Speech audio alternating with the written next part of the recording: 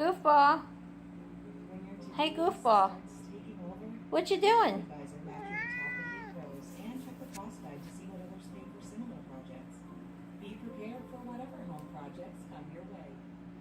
So what you do today? What you do today? Did you go anywhere? Who'd you see? What else? What else? Go play with the pen. Get the pen. Get the pen.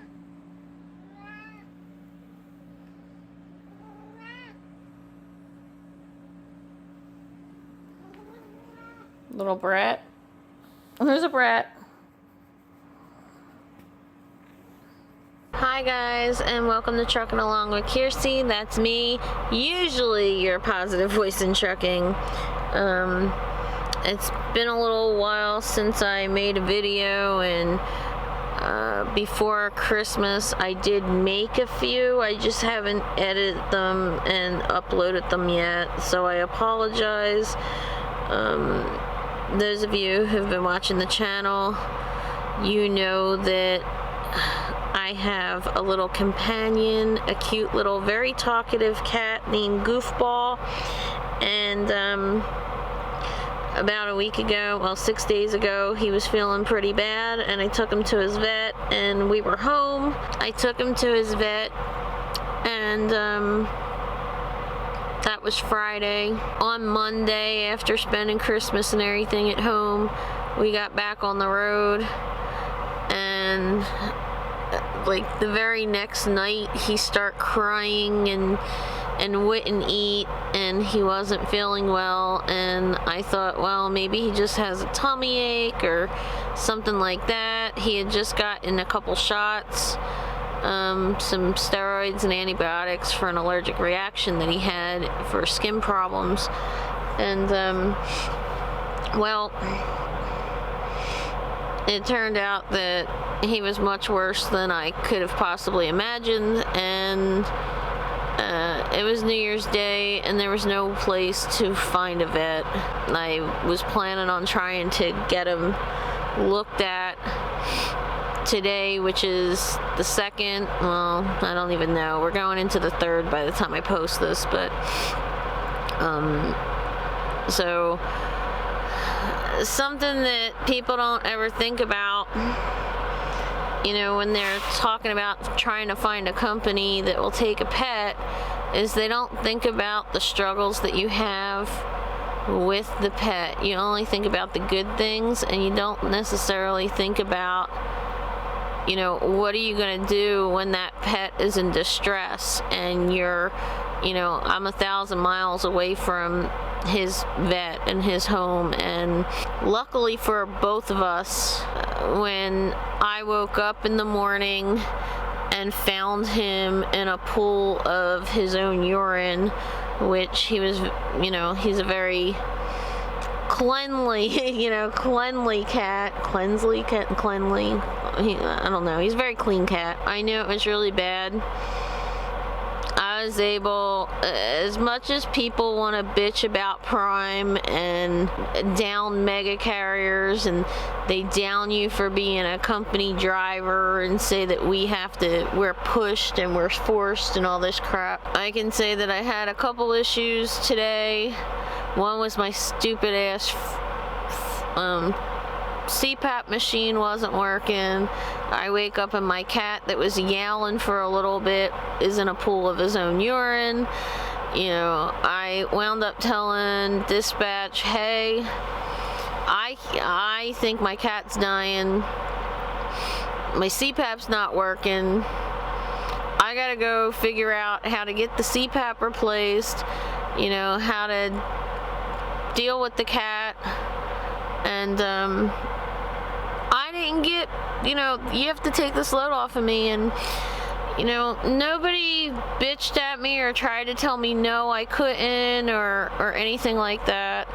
And all I got was, I'm sorry about your cat, please let me know what's going on, go take care of what you got to take care of. So I did, and you know, I had delivered to a Walmart DC in Ohio, and amazingly enough, I was only 2 miles away, parked in an industrial park. I was 2 miles away from a vet, and when I got there and she listened to his heart, she listened to his lungs, she was like, you know, I think he has a blockage in his heart, and you know, his lungs are filling up with fluid, and I really think that he's going to pass, so we have to go get him on some oxygen so you can make the decision, you know, do you want to put him through treatment? We have to go decide. We have to decide now. So, you know,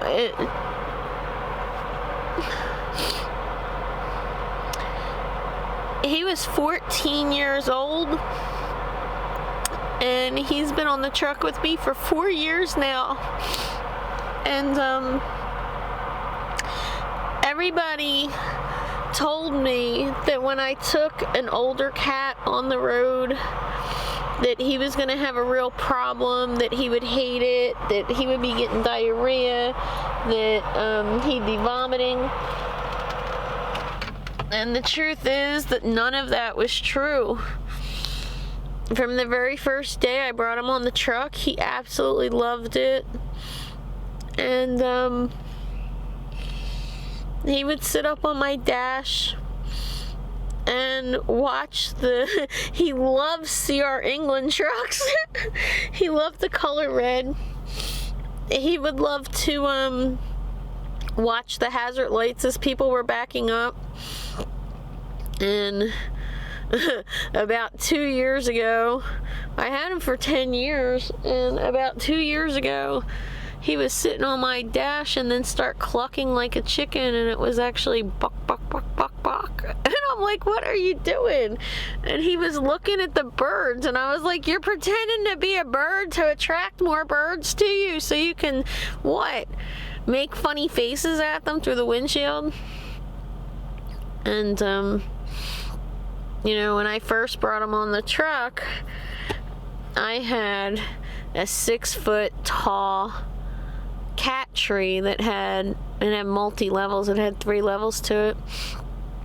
And he would use it to go climb up to the top bunk. And the Freightliner, there's a little cubby hole that he just declared was his own, and he would climb up there and sleep up there. And there was one shelf that I had stuff in, and it was behind the passenger seat, and there was sort of like a wall, so it was funny because the first time I started up the truck, he jumped up there, and I had stuff there, and he just pushed all the stuff onto the floor.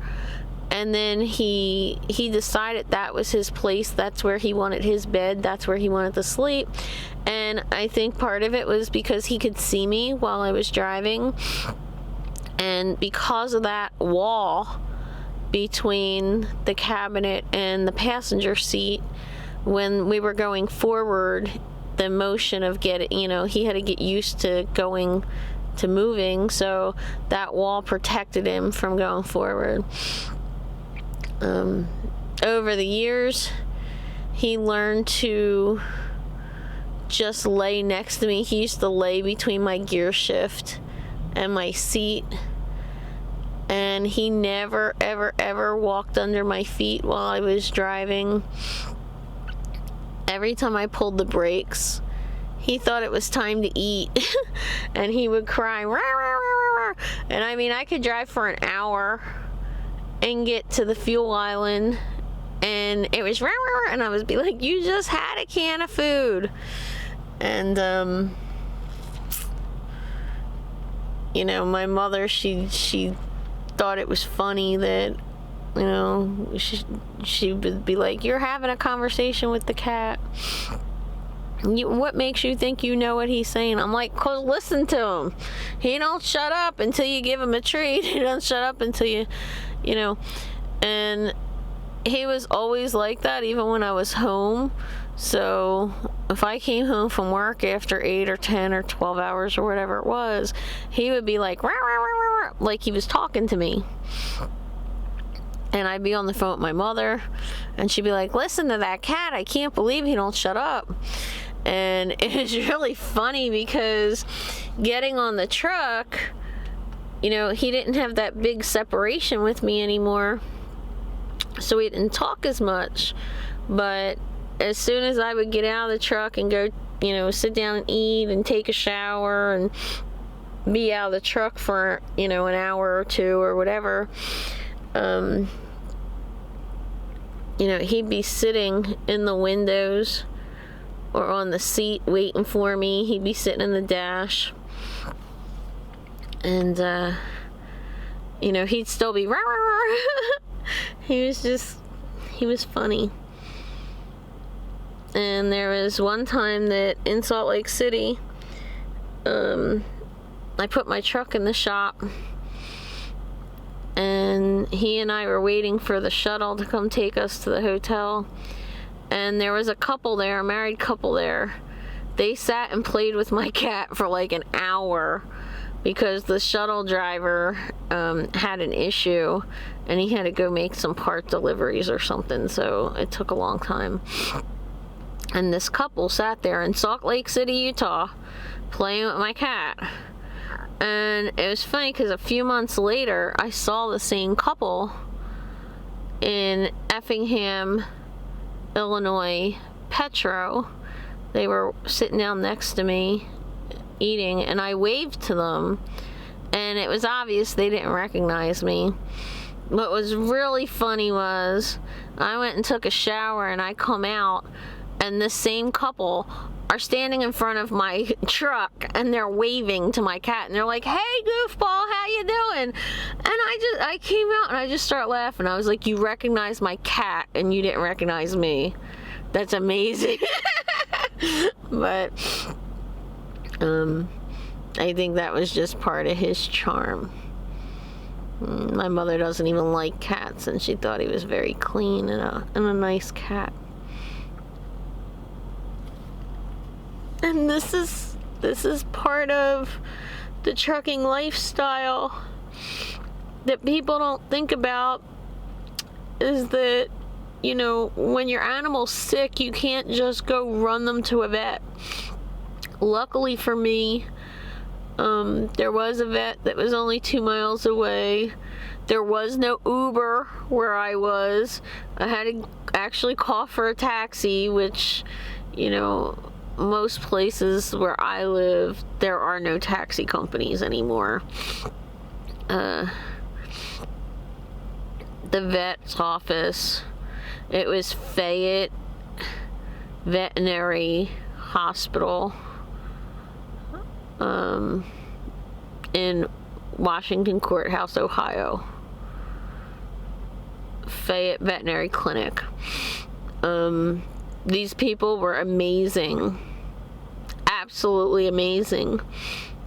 And, you know, they sedated him, and then they euthanized him, and he passed away with me petting him. And, you know, it's really hard to lose an animal anyway. It's worse if you have a really high probability of either waking up to find your animal dead, or you know, driving and then you stop and you find your animal dead. Or, you know, some of these places that we drive to, you can't even find a bathroom for 100 to 200 miles. So, you know, maybe you might find a horse doctor or something of that nature, I don't know. But I've been on roads through Kansas and, you know, Wyoming and Montana and places like that, Idaho, that you're just driving and driving and driving. So good luck finding a vet, especially good luck finding one where you can pull your, an 18-wheeler in. And I'm really lucky that I work for a company and for a dispatcher that understood that, because I basically said, no, I can't do this today. I don't care that I just came off at home time. I just can't do this today. It's not happening. And he told me, he's like, I'm putting you off till tomorrow. Let me know what's going on and how you feel and all that stuff. And I do need to have my CPAP replaced, but that'll get done in a couple days. In addition to, having to put him down, yesterday was the 9th anniversary of the death of my sister. So this was a really, really bad couple days. And when you're out here on the road, you can't just call up a friend and say, hey, let's go out to a movie, or let's go go to dinner, just to even try to get your mind off of it. You got to rely on people via phone and Instagram or YouTube or whatever the hell you're using as support. You're usually talking to people about it that don't know your animal. Everybody can sympathize or empathize, but I think sometimes there's support in family members that know how special the animal was to you. And it's funny because I used to tease the cat and say, well, why do you always cry when I'm on the phone? Because you want everybody to think I'm starving you. And my friends would make fun of me about it. And you also wind up feeling guilty. You start to question your decisions. Was it fair to keep him on a truck for 4 years, where he could have been in a home and an apartment and had places to run around and more stuff to climb up on? And was it fair?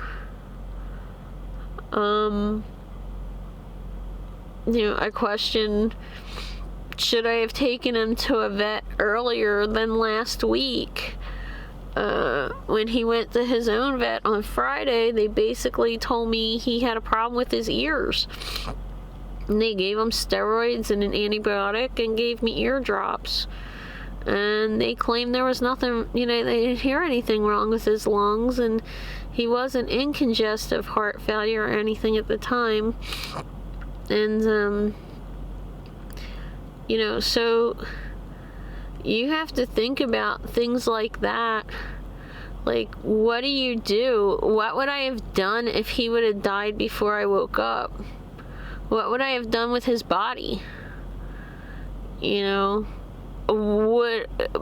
my choice would be put him in a trash bag and throw him out with the trash, or put him in a trash bag and freeze him in my refrigerator, until I got home. Which, since I just came back on the road, my dead cat would be in my freezer for like 3 weeks. These are the types of things that you have to think about and you have to deal with. And honestly, I have been thinking about those things for about a year, knowing that he was getting older. It's just that you really don't want to think about those things, and you're just like, well, I'll deal with it when it happens. You think you're prepared because the animal's older, And the truth is that you're not prepared. You know? Next week is the 16th. Next week is the 16th anniversary of the death of my Dalmatian, whose name was Rainy. And a lot of you know me from truckingtruth.com, where I'm a moderator. And for 4 years, up until I created the YouTube channel, I used Rainy on various forums and, you know, as a screen name. I've used that name for like 20 years since I had the dog. I know people get depressed out here on the road being alone sometimes. I hear people talk about it in YouTube and on the forum sometimes and things like that, and they think, oh well, I'll just bring a pet along. Well, that's great until something happens. You really have to consider, do you want to bring that pet? You know, what are you gonna do what would I have done if I had an accident and I was taken to the hospital and the cat got hurt in the accident and he's in the vet and I'm in the hospital? Because I'm assuming they take the dog, the cats or the dogs or whatever, to some sort of pound or vet or something, especially if you're unconscious. What happens to your pet? How would you feel if you're in an accident and your pet dies, especially if it's your fault? I mean, it's already bad enough that you have to go through this and it's not your fault and you still feel guilty. My cat was spoiled. He was spoiled. He would go with me to, you know, king suites and jacuzzi suites where I always made sure that it was a place that he'd have a window seat and he'd be able to sit and look at the birds out the window. He loved looking at birds. And you know, but here I am still feeling guilty. I really know that I'm not gonna get another animal for a long time. Definitely not in the truck. Definitely not in the truck. I didn't put my face on because, well, I didn't want to scare all you people. There's no way that I was gonna put makeup on because it'd be running down my face anyway. Yes, I'm crying hysterically. I've been crying all day. To all you truckers out there, or future truckers that plan on bringing a pet or have a pet currently, make sure you have a plan in place of what you would do if you were in that situation. You know, over the years, when I was driving by on highways, on interstates, and I happened to see a vet's office from the interstate, I would make a note of it and put it in my Google Maps, especially ones if I saw them near truck stops. That might be something that you'd be interested in doing.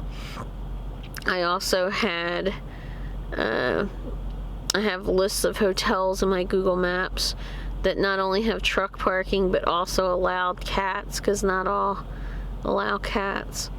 I do have a video about other challenges that you'll face being a pet owner on the road, but this is absolutely the worst thing that you will face as a pet owner, is having one die.